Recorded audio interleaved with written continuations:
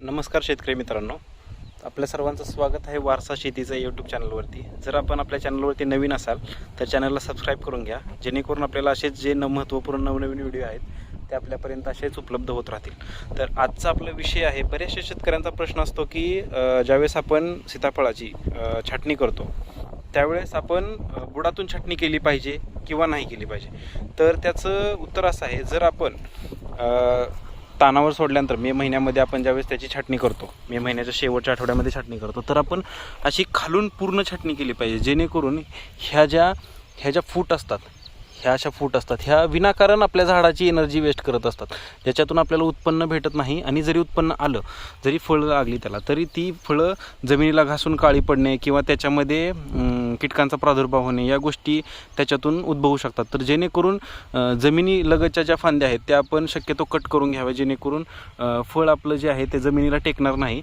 आणि जास्तीत जास्त हवा खेळती राहील।